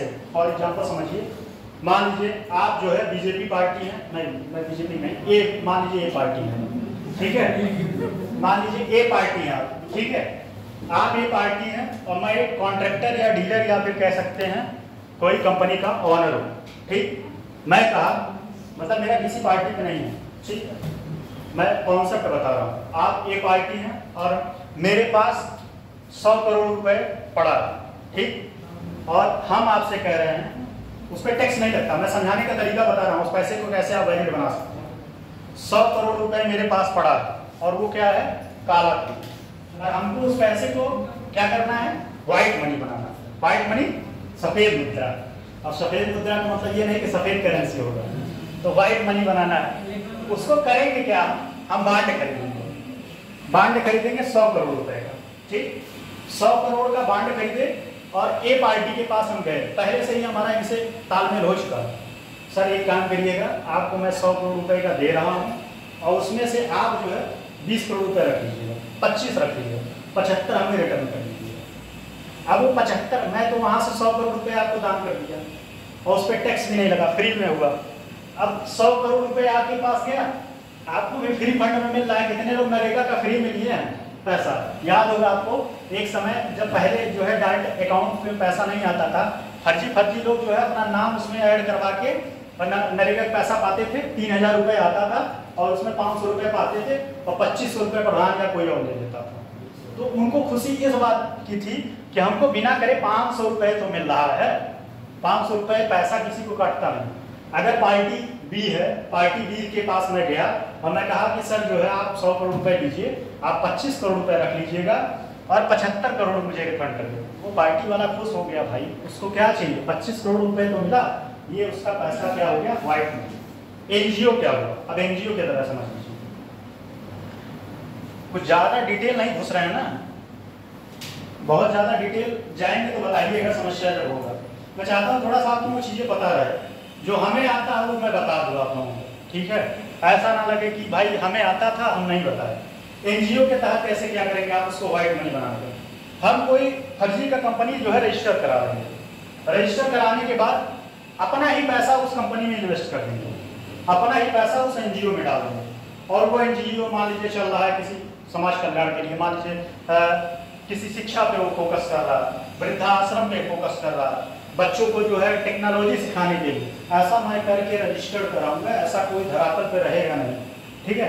वो पैसा मेरा वहां गया, अब मैं कहूंगा कि जो है ये पैसा मैंने यहाँ लगाया, और सही बात तो है कि वो पैसा मैं रख लूंगा, 2-4 दिन में दिखा दूंगा। पैसा वाइड नहीं है। बात समझ में आया? नेक्स्ट देखिए, नेक्स्ट काले धन वैध बनाना लिखिए। अगला टॉपिक, विभिन्न सुरक्षा एवं विभिन्न सुरक्षा बल एवं एजेंसियों और उनके विभिन्न सुरक्षा एजेंसियों और उनके शासनादेश अधिकार पत्र,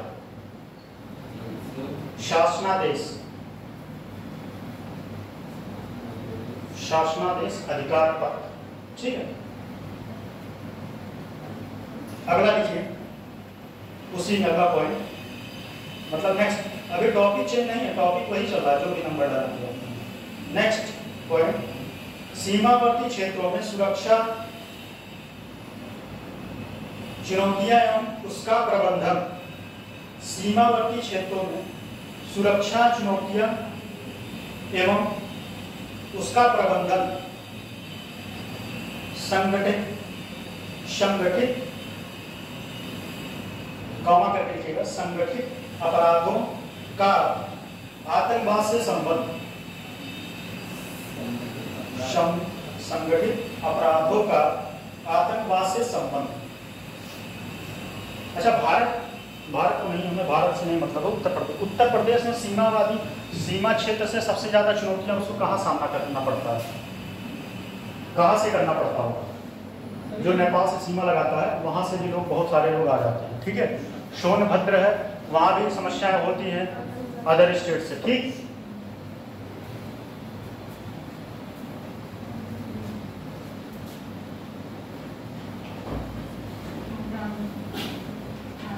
अगला टॉपिक लिखिए, अगला टॉपिक है, ध्यान दीजिए, अगला टॉपिक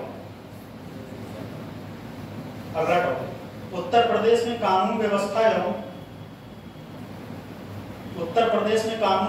एवं नागरिक अधिकार सुरक्षा। उत्तर प्रदेश में कानून व्यवस्था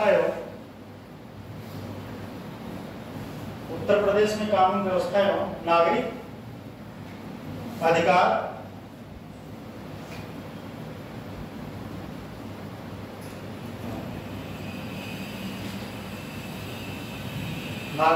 सुरक्षा लिखिए, ठीक है। अब नेक्स्ट टॉपिक लिखिए, स्वास्थ्य और शिक्षा जो लिखे थे उसके नीचे लिखिएगा।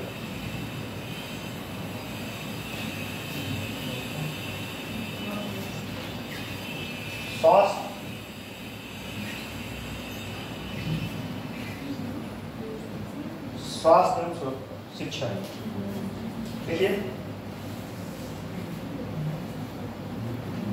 उत्तर प्रदेश में स्वास्थ्य एवं चिकित्सीय मुद्दे,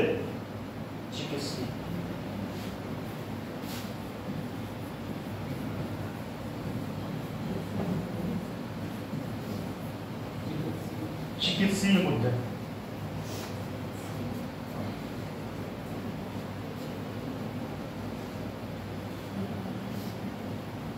नेक्स्ट, उत्तर प्रदेश में शिक्षा प्रणाली, एजुकेशन सिस्टम, प्रणाली को बोलते हैं सिस्टम,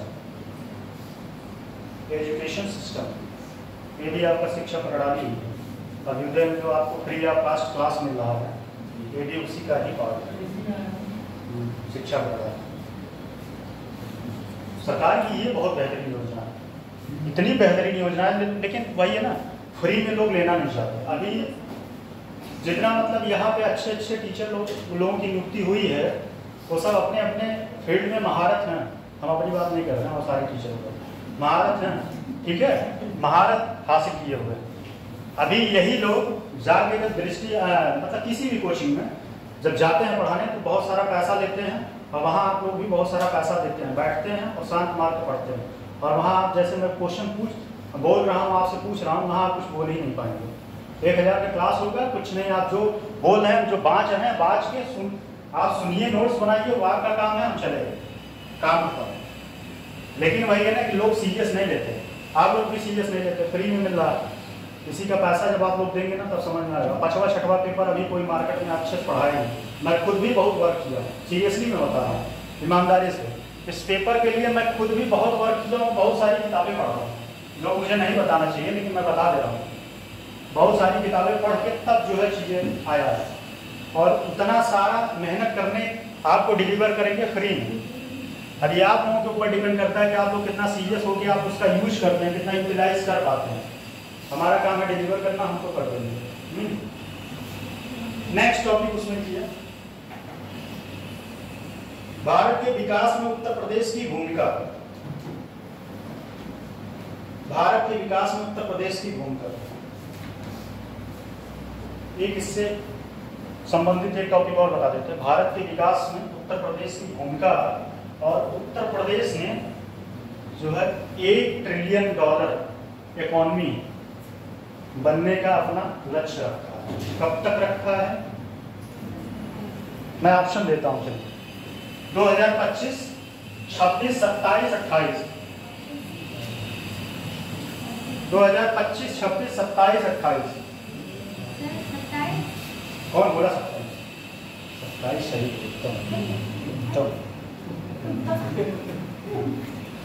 एकदम सही।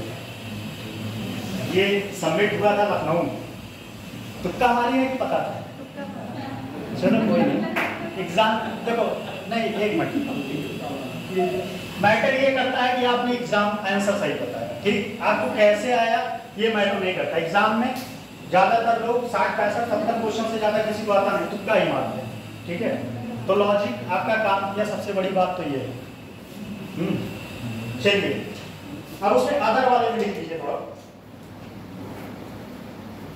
ये सारी कहानी आज ही तक है, कल से आप लोग सुनने नहीं मिलेगा, फिर कल से क्लास ऐसे नोट्स बनाते रह जाएंगे, फिर लिखवाते रह जाएंगे। लिख लीजिए अदर में, अदर में लिख लीजिएगा। पहला तो लिख लीजिए उत्तर प्रदेश का करंट अफेयर। उत्तर प्रदेश का करंट अफेयर, उत्तर प्रदेश का करंट अफेयर, ठीक। नेक्स्ट टॉपिक, उत्तर प्रदेश में देखिए, ये बात मैं वहां जो बोला था, किसी को याद है पर्यटन जो मैं बताया था, कहाँ बताया था, किस टॉपिक में, जल्दी बताइए। पर्यटन के बारे में हम किस टॉपिक में बोले? ठीक बोलिए। हाँ, तो ये टॉपिक वहां नहीं, यहाँ पर मैं डिटेल पढ़ाऊंगा, ठीक है, ध्यान दीजिएगा। पर्यटन में लिख लीजिए उत्तर प्रदेश में पर्यटन एवं संभावनाएं। पर्यटन मतलब टूरिज्म, संभावनाएं मतलब यहाँ टूरिज्म इंडस्ट्री को कैसे डेवलप किया जा सकता है उत्तर प्रदेश में। इसका जीता जागता एग्जाम्पल जो है अयोध्या नगरी। अयोध्या नगरी में इस समय टूरिज्म अपने चरम पर है। आपको बताएं, मतलब इस चीज को समझ लीजिए, वहां मंदिर बनने से वहां के जितने लोग हैं सारे लोग इतना पैसा कमा रहे हैं, मतलब वहां जो ई रिक्शा चलाता है उसका पर डे का इनकम कम से कम 3 से 4 हजार रुपए है पर डे का 3 से 4 हजार रुपए। और सुनिए, जो वहाँ रेडी और ठेला लगाते हैं, मतलब मेरा तो घर ही वहीं है, मैं जाता हूँ कभी कभी पूछ लेता हूँ। एक केला वाला था, मुजफ्फरपुर से आया था, बिहार से। मैं उससे पूछा कि मतलब थोड़े एज में थे, हम कहे बाबा जी आप कितना कमा लेते हैं? कहे बाबू हम पर डे का 1500 रुपये कमा लेते हैं। 1500 रुपये कमा लेते हैं, बचत था क्या था ये हम नहीं पूछे, 1500 रुपये पर डे का कमा लेते हैं। और सुनिए, और एक चीज बताएं, टूरिज्म, ये चीजों को मैं रिलेट कर रहा हूँ, इस चीज को समझिए। ऐसे जो टॉपिक पढ़ाएंगे तभी मैं रिलेट करूंगा, ठीक है। जब आप कोई चीज देखिए, कोई चीज की कहानी जब आपके दिमाग में होती है, टॉपिक भले भूल जाए, फैक्ट भले भूल जाए, कहानी हमेशा दिमाग में रहता है कि ये सर कहानी बताए थे, ठीक है। तो कहने का मतलब ये है कि वहां पे जो अयोध्या में जो लड़के रहते थे पहले रेंट लेके, उनको सारे लोगों को रूम खाली करा दिया गया, भाई आप लोग रूम खाली करिए, और जो है भाई जो रोज का 3000 रुपए पा रहा है वो काहे कि आपको 4000 रुपए में रूम देगा, 4000 रुपए में एक महीने का काहे के रूम देगा, जब वो पर डे का 2000-3000 कमा रहा है। तो ये किससे लिंक हो रहा है? टूरिज्म। टूरिज्म में मतलब टूरिज्म इंडस्ट्री बहुत तेजी के साथ डेवलप कर रहा है अयोध्या में, ठीक है। तो ये जब हम पर्यटन पढ़ाएंगे तो पढ़ाएंगे। और 2018 जो उत्तर प्रदेश की नीति है, फिर अभी हाल ही में मॉडिफाई होकर 21 में भी आया है, दोनों नीतियां मैं पढ़ाऊंगा। ठीक है, नेक्स्ट टॉपिक लिखिए। उत्तर प्रदेश में विभिन्न क्षेत्रों में नवाचार। नवाचार का इंग्लिश कोई बताएगा क्या होता है? इन्वेंशन। उत्तर प्रदेश के विभिन्न क्षेत्रों में, उत्तर प्रदेश के विभिन्न क्षेत्रों में नवाचार, इसके मुद्दे एवं उत्तर प्रदेश के विभिन्न क्षेत्रों में नवाचार, इसके मुद्दे एवं इसका समाज में रोजगार एवं सामाजिक आर्थिक, इसका समाज में रोजगार एवं सामाजिक आर्थिक विकास पर, सामाजिक आर्थिक विकास पर, आर्थिक विकास पर। अभी आप लोग कोई लोग एक लोग जा रहे हैं, थोड़ा सा बता दो, कह दो यहाँ क्वेश्चन दिखा दो। कोई लोग आप लोग इसमें चले गए जो क्वेश्चन प्रीवियस ईयर है, 55 टॉपिक पर 55 इसमें क्या है दिखाने कोई लोग चले गए, चले गए अगर वो वीडियो कर रहे हैं तो। आर्थिक विकास में प्रसार हो गया। ठीक है, ये इतने टॉपिक आपको पढ़ना। क्या क्या हुआ बताइए। फिर 5वां पेपर में कौन कौन से टॉपिक पढ़ना है? सारे लोग बोलिए। एक रह गया। हैं? एक रह गया। क्या एक है? हाँ तो उसमें तो बताए टॉपिक क्या क्या है। हो गया भाई, कहाँ गया? फिर वो क्वेश्चन इस पे कर दीजिए, दिखा हो पाएगा नहीं तो हो जाएगा पॉज कर दीजिए। जैसा कि हाँ ठीक है, जैसा कि मैं पहले ही बताया था। अच्छा एक चीज नहीं बताया था, बता दें। टोटल 20 क्वेश्चन आएगा, वैसे मैं बता तो दिया ही था। 10 ए वाले पार्ट में, 10 बी वाले पार्ट में। टोटल कितना क्वेश्चन होगा?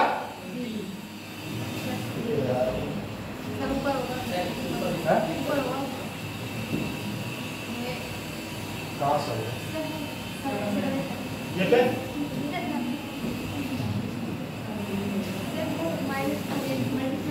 मल्टीप्लाई कर अरे इधर क्लास ऊपर कॉर्नर में मल्टीप्लाई कर मल्टीप्लाई वाला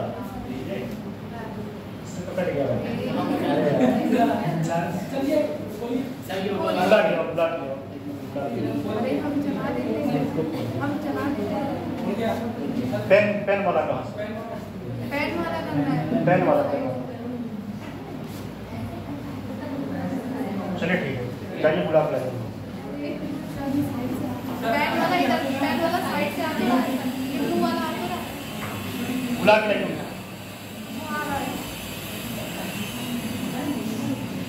हर कोई हर चीज में मानती नहीं है। सब लोग देखते रहते हैं, तो पता चल जाता है क्या चला रहे हैं। हमें भी नहीं आता, हम देखते देखते सीख गए। हम ये सीख गए। ये पेन नहीं दे रहा, पेन चलाना है इसके ऊपर। देखिए जैसा कि अभी हम पहले बताए हैं, 2 सेगमेंट था। कौन था? ए था और बी था। ठीक है, ठीक। बी वाले में कितने क्वेश्चन आते हैं? 200। ठीक है, कितना आता है? 200। ठीक, बी वाले में। और पर क्वेश्चन कितने का होता है? एक तो बता ही दिए थे।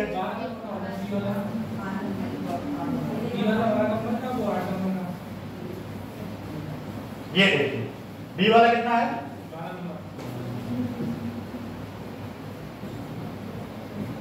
12 नंबर। ठीक,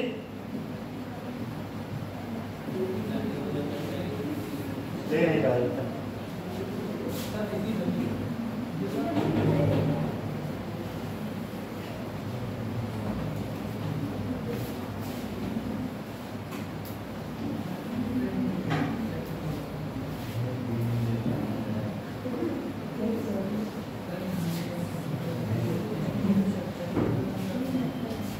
देखिए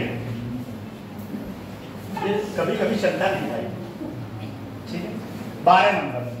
बी वाले में कितने का आता है? 12 नंबर। ठीक है, मेन चीज जो मैं बताना चाह रहा था वो था ये, कहाँ क्वेश्चन क्या था, देखिए पहला क्वेश्चन, उत्तर प्रदेश में महाअधिवक्ता के नियुक्ति की प्रक्रिया तथा उसके कार्यों का आलोचनात्मक परीक्षण कीजिए। ठीक है, ये क्वेश्चन आपका अभी महाअधिवक्ता बताया है ना टॉपिक में, महाअधिवक्ता से क्वेश्चन बना है कि नहीं, महाअधिवक्ता से क्वेश्चन बना। दूसरा क्वेश्चन देखिए,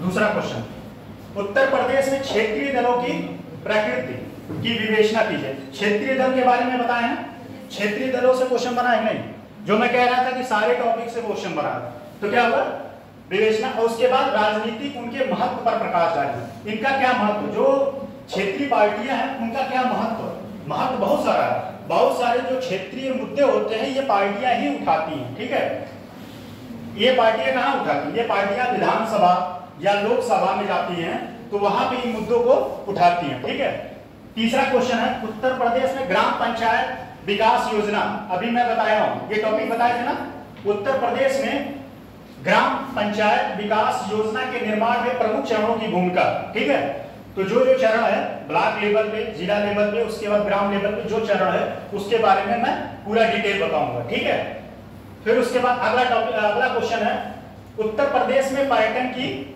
बृहत्तम संभावनाओं पर प्रकाश डालिए, मतलब लॉज। ठीक है, पूरे मतलब आपको डालना पड़ेगा, हर पॉइंट ऑफ व्यू से इसमें देखना पड़ेगा कि उत्तर प्रदेश में टूरिज्म इंडस्ट्री कैसे कैसे डेवलप हो सकती है, उसके बारे में मैं पूरा बताऊंगा। इस टॉपिक को भी लिखवाए हैं कि आपको उत्तर प्रदेश का टूरिज्म जो है इससे क्वेश्चन आपके बना, यहाँ से आया है ना, जितने 20 टॉपिक हैं सारे 20 टॉपिक से क्वेश्चन बना।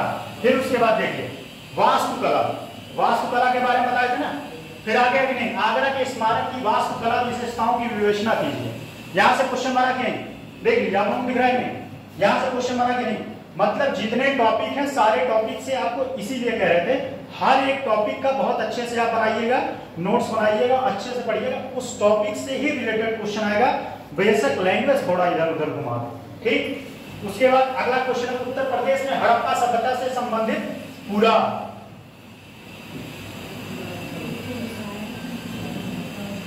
ठीक है, उत्तर प्रदेश में, चलो उत्तर प्रदेश में इन स्थलों के बारे में यहां से क्वेश्चन बना है ना।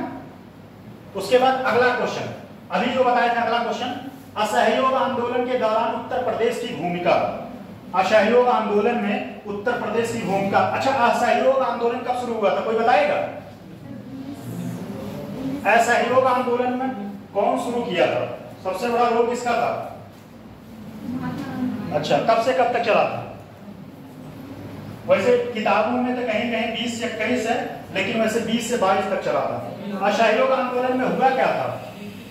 असहयोग आंदोलन में गांधी जी कहे कि आज जो छात्र हैं अगर वो चाहें तो अपनी शिक्षा, मतलब वो खुद अपने शिक्षा छोड़ के मतलब अंग्रेजों का सहयोग ना करें, सहयोग ना करें। जो जमींदार अंग्रेजों को सपोर्ट करते हैं उनको कर मत दें। ठीक है, कानून व्यवस्था में जो सिपाही हैं वह जो है अपने आदमियों के ऊपर, मतलब भारत के लोगों के ऊपर गोली चलाना, गोली मत चलाना। वकील लोग अपना पेशा छोड़, बहुत सारे लोग छोड़ दिए थे। ठीक, तो मतलब असहयोग आंदोलन में उत्तर प्रदेश की भूमिका।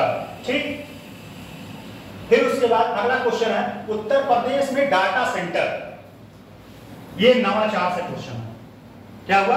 नवाचार से क्वेश्चन। उत्तर प्रदेश में डाटा सेंटर और नोएडा में खोला गया। कहां पे? नोएडा में। इससे क्या होगा कि सारे लोगों की जो है जो भी डाटा है वहां से आपका रिकवरी हो सकता है डाटा सेंटर खोलने से। इससे फायदा ये है। तो ये नवाचार में आएगा, इनोवेशन में आएगा और इस टॉपिक से क्वेश्चन बना है। मतलब मेरा क्वेश्चन दिखाने का बस इतना मतलब है कि सारे टॉपिक जितना उसमें दिया उस टॉपिक से यहाँ क्वेश्चन बना, एक ही क्वेश्चन बना। ठीक, नेक्स्ट क्वेश्चन है, प्राथमिक एवं उच्च प्राथमिक विद्यालयों के आदर्श विद्यालयों में बदलने में प्रयास करने के लिए ऑपरेशन कायाकल्प, ऑपरेशन जो कायाकल्प चलाया गया है, इन विद्यालयों को कैसे और अच्छा बनाया जा सकता है। मतलब इसमें करना क्या है कि वहाँ के जो टीचर होंगे उनको स्किल सिखाया जाएगा, उनको ट्रेनिंग दिया जाएगा कि आप बच्चों को कैसे नए नए तरीके से आप और अच्छे से चीजों को डिलीवर कर सकते हैं, टॉपिक को अच्छे से समझा सकते हैं।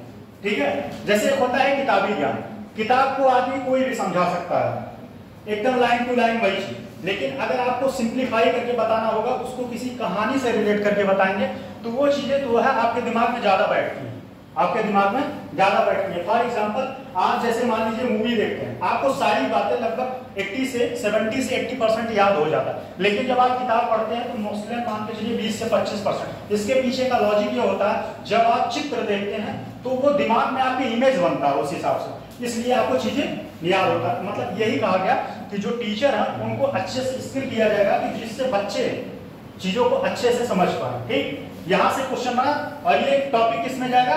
शिक्षा में। किसमें जाएगा? शिक्षा में। ठीक है, किसमें जाएगा? शिक्षा में। नेक्स्ट है उत्तर प्रदेश में भूमि सुधार। ये टॉपिक मैं बोला था, उत्तर प्रदेश में भूमि सुधार के विभिन्न चरणों की विवेचना कीजिए। भूमि सुधारों से भूमि विहीन मजदूरों कैसे लाभान्वित होंगे। मतलब इसमें किया क्या गया था, जैसे जब जमींदारी प्रथा थी, तो जमींदारी प्रथा से जो लोगों के पास ज्यादा संपत्ति था, उन संपत्तियों को मजदूर या जो जिनके पास जमीन नहीं था उनमें डिस्ट्रीब्यूट कर दिया गया, उन लोगों को दे दिया गया। लेकिन इसके लिए जो लोग अपना एक तरीका निकाल दिए, हर चीज का यहाँ तोड़ है, वो क्या किए, जब मजदूर जमींदार वर्ग थे, उनको जब ये बात पता चला कि सरकार ऐसा कुछ करने वाला है, वो लोग क्या किए कि जो उनके यहाँ का नौकर था, जो उनके यहाँ का हरवाहा था, जो उनके यहाँ काम करता, सारे लोगों के नाम जमीनें कर दी। ये हुआ कि अब जमींदार के पास जमीन ही है तो उनसे क्या लोगे, ये चीज वो कर दी। ठीक है, इसमें कारण यही था कि जिसके पास जमीन नहीं था उनको जमीन दिया जाए अपना जो है जीवन यापन करने के लिए। तो ये टॉपिक कहां से हो गया? भूमि सुधार से। ठीक, और उसके बाद आप आ जाइए ये, फिर उसके बाद ये देखिए, उत्तर प्रदेश में शासन में मुख्य सचिव की भूमिका का परीक्षण कीजिए। मुख्य सचिव कौन होता है? जो मुख्यमंत्री का मुख्य सचिव होता है। और मुख्य सचिव बनता कौन है? ध्यान दीजिएगा, जो आईएएस ऑफिसर होता है। मतलब ये समझिए आईएएस का सबसे बड़ा पोस्ट होता है। हायरार्की में अगर देखा जाए तो मुख्य सचिव से बड़ा पोस्ट कोई आईएएस में है ही नहीं। अगर कोई मुख्य सचिव बन गया तो उससे बड़ा कोई पोस्ट नहीं है। तो मुख्य सचिव जो है उसमें उन लोगों की क्या भूमिका होती है? अभी मान लीजिए यहाँ पे कोई मुख्य सचिव आने वाले हों, देखिए पूरा प्रशासन एक तरफ से जुट जाता है कि चीजों को अच्छे करें, क्योंकि वो जाके वहां पे चीजें बताएगा कि ये चीज यहाँ पे कमी है, ये चीज का यहाँ कमी है। तो मुख्य सचिव की भूमिका। नेक्स्ट क्वेश्चन है उत्तर प्रदेश सरकार की ई डिस्ट्रिक्ट परियोजना। ठीक है, ई डिस्ट्रिक्ट परियोजना मतलब जो शहर में, इससे क्या है, जो यहाँ के किसान वर्ग हैं उनको एक प्लेटफॉर्म प्रोवाइड कराया गया कि वो अपनी चीजों को जाके डायरेक्ट इस प्लेटफॉर्म से अपना बेच पाए। क्या कर पाए? बेच पाए, जिला वाइज। ठीक है, इस योजना को लाया गया था। तो ये किसमें जाएगा? योजना में जाएगा। टॉपिक किसमें जाएगा? योजना में जाएगा। टॉपिक लिखा है आधार वाले में। आप टॉपिक को रिलेट कर पा रहे हैं ना? लेट तो नहीं हो रहा है, इसलिए हम थोड़ा जल्दी बता रहे हैं।